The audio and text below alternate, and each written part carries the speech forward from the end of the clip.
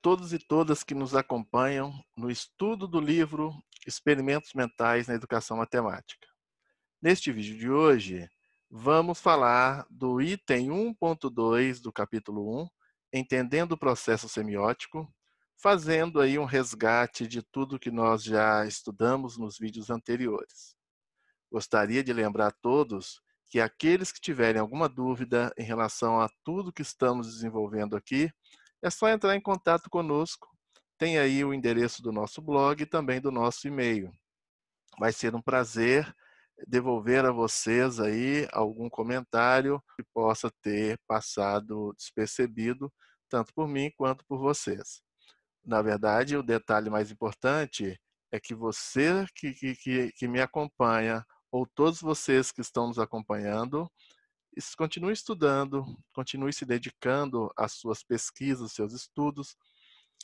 Se não for uma pesquisa propriamente dita, aos seus estudos particulares, né, constituindo assim uma dinâmica, um ciclo bastante interessante de buscas, de desenvolvimento do conhecimento, de desenvolvimento da capacidade cognitiva.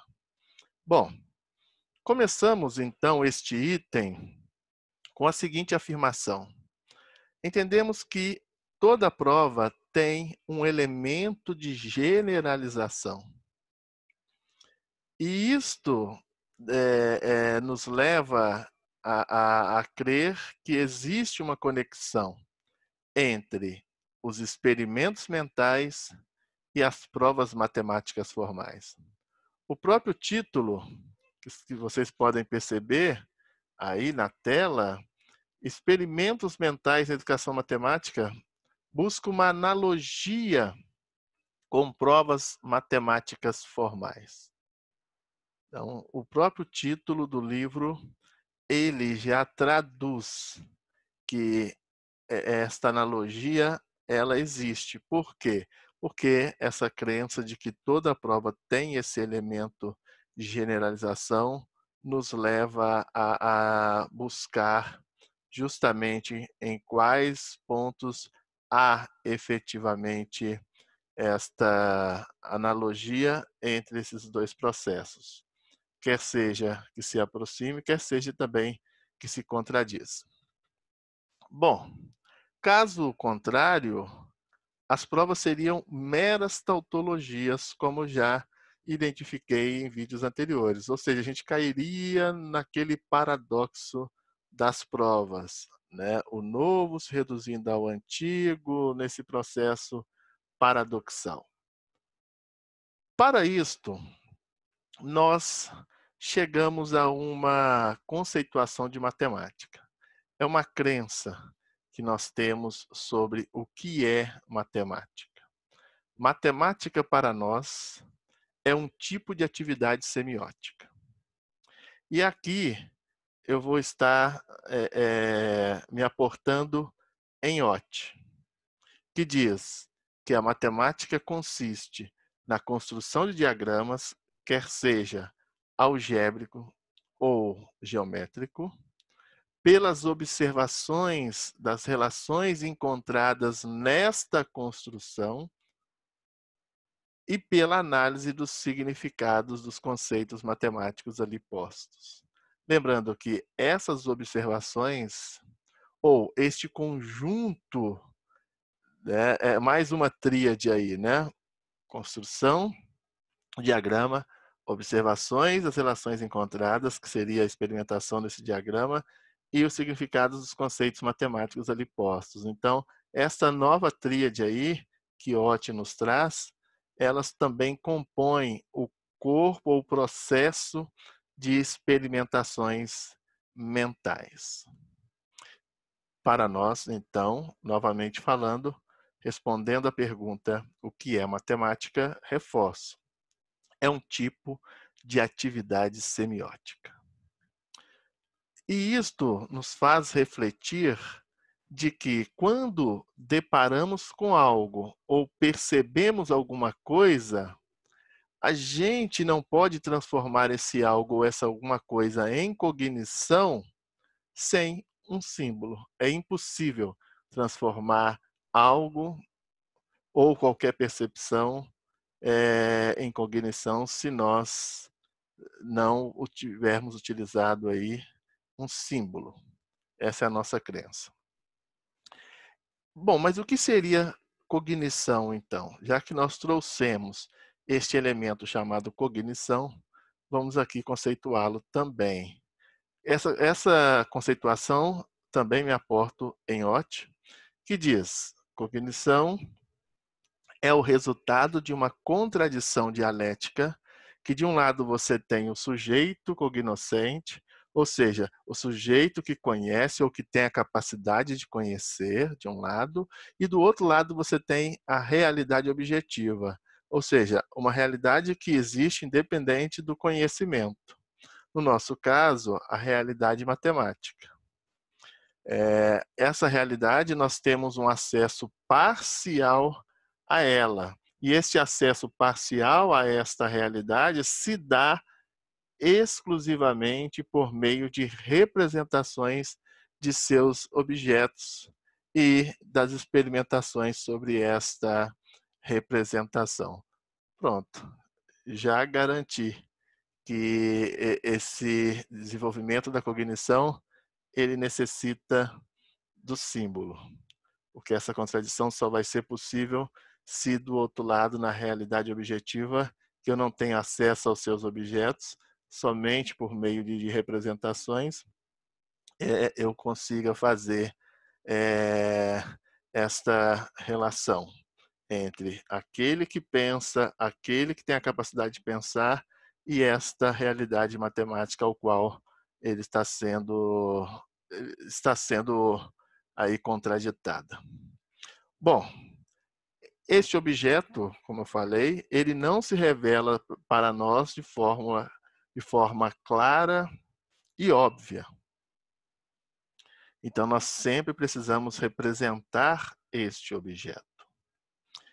E o que seria a representação? A representação, e aqui eu estou seguindo Peirce, é a característica de uma coisa que para um certo efeito mental, ela pode ser colocada no lugar de outra coisa. Bom, surge aí então, novamente, a noção de signo que nós julgamos ser tão importante para a nossa capacidade cognitiva. Bem, signo então, como Peirce define e como nós assumimos como base teórica deste trabalho, é aquilo que, sob certo modo, representa algo para alguém. Nós estamos chamando aqui de representame. Uma palavra, um grito, uma pintura, um quadro, uma biblioteca, uma pessoa, uma mancha, um retrato, um campo, são exemplos de signos. E quando você dirige esse signo a alguém, cria na mente real, que seria no nosso caso a mente humana, ou uma mente potencial, que seria um conceito mais amplo em relação à mente humana, um signo equivalente, uma ação, um efeito interpretativo. Cria, então, nessa quase-mente, como eu falei em vídeos anteriores, que essa quase-mente seria um refinamento teórico de Peirce para descrever não o sujeito que pensa, mas o lugar de ação desta interpretação. Então, cria esse efeito neste lugar, esta ação. E este signo, ele representa alguma coisa que é o seu objeto. Então, no livro eu trago alguns exemplos, né? E um exemplo bastante interessante é o que vai estar aí na tela de vocês, quando o professor, por exemplo, desenha no quadro a figura que está aí representada. Um aluno olha para essa figura e reconhece, enunciando que é um quadrilátero. E ele justifica, é um quadrilátero porque tem 4 ângulos, 4 lados, 4 vértices. No caso desta figura, o desenho é um signo, o qual representa o objeto deste signo, no caso, uma figura geométrica plana chamada quadrilátero, né? Quer dizer, esse objeto abstrato matemático chamado quadrilátero, gerando um efeito interpretativo. E este efeito interpretativo está nesta ação do aluno em identificar lados, quantidade de ângulos, quantidade de vértices, outras relações como soma de ângulos internos, se tem área, e etc. Então, todo esse efeito interpretativo que leva o aluno a identificar essa representação como quadrilátero é o que nós chamamos de interpretante. Bom, como eu já havia comentado em vídeos anteriores e reforço neste vídeo, né, esta ação ou esta abordagem semiótica, ela nos oferece uma perspectiva genética ou evolutiva do conhecimento. O que seria isto? Para nós, o conhecimento é, em essência, um processo de crescimento e generalização. É um processo de crescimento e generalização.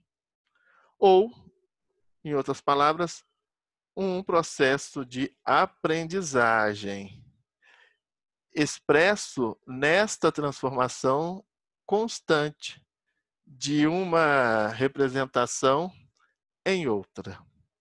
Mais uma vez, a abordagem semiótica ela se torna essencial para os nossos propósitos. E aqui no livro, na página 34, tem um parágrafo muito interessante que diz o seguinte: se considerarmos a cognição como oposição entre o sujeito e o objeto ou a realidade objetiva, chegamos à convicção que nem o sujeito nem o objeto pode determinar ou dominar a outra parte dessa relação. Ou seja, ambas as partes, sujeito e objeto, são importantes em todo esse processo. Nós não encontramos descrições últimas e definitivas de coisas. Aliás, nós nem sabemos de fato o que conhecemos. Então, este processo constante de uma transformação de uma representação em outra é que faz alimentar esta evolução de pensamentos, de conhecimentos, de aprendizagens que vai alimentando todo esse corpo nosso de conhecimento. E é claro que este fluxo de significação ele é chamado de semiose.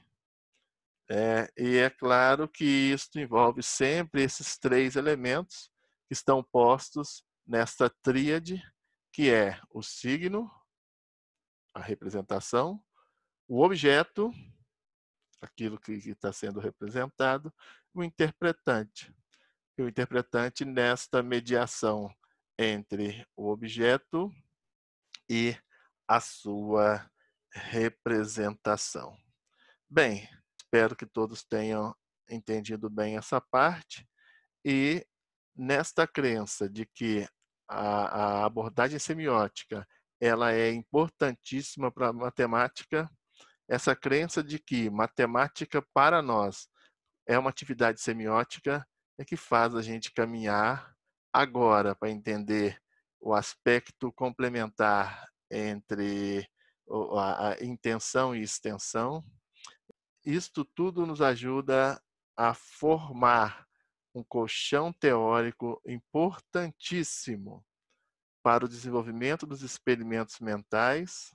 Agradeço a todos por estarem assistindo esse vídeo ou por terem assistido até aqui. E no próximo vídeo a gente vai entrar na complementaridade de OT. Espero que tenha ficado bem esclarecido todos esses aspectos. Para maiores detalhes, dá ali uma folheada no livro, dá uma olhada nessas páginas que nós já estudamos e reforço que qualquer dúvida é só entrar em contato conosco. Muito obrigado e até o próximo vídeo.